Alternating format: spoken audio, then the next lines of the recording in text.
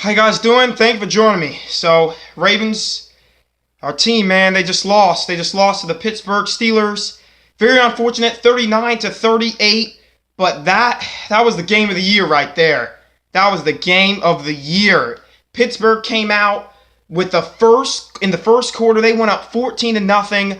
Le'Veon Bell was running all over the Ravens. But let me say something about the Ravens secondary safety, Tony Jefferson.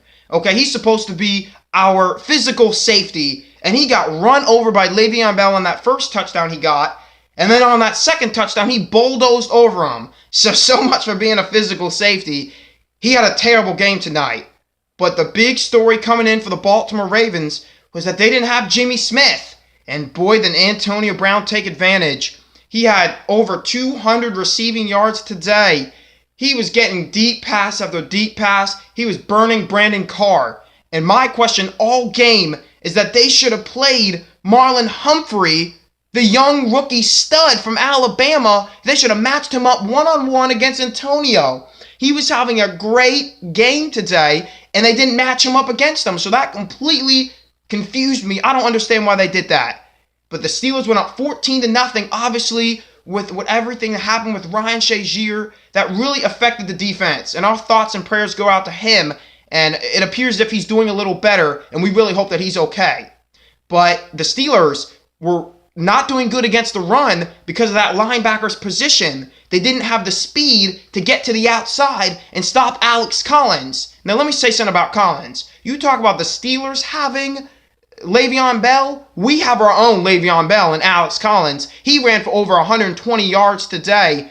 He was doing real good for the Baltimore Ravens, who went on a 31-6 run after the Steelers went up 14-0. Things were starting to get tense in Pittsburgh. As a Ravens fan, we were starting to get happy.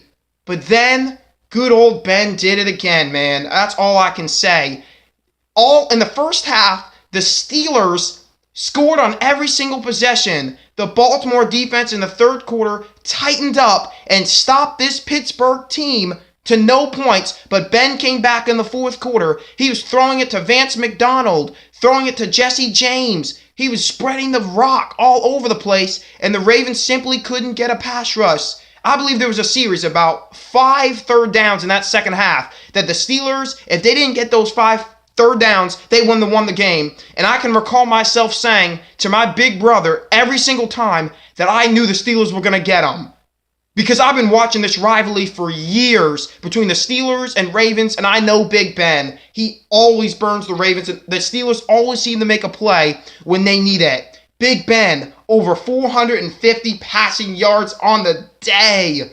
That is insane. Juju, who? They did not need him at all today. The killer bee showed up, and even the fourth killer bee at the very end hit that field goal.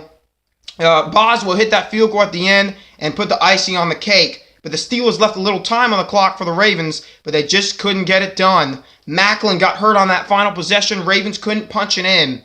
But give props to this Ravens offense that finally showed up today. They finally showed up.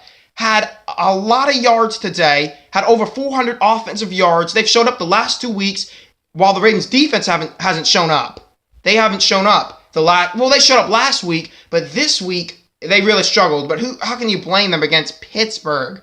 The Steelers are so good. We thought that there would be kind of some type of emotional elapse after the injury that happened to the Steelers last week to Shazier.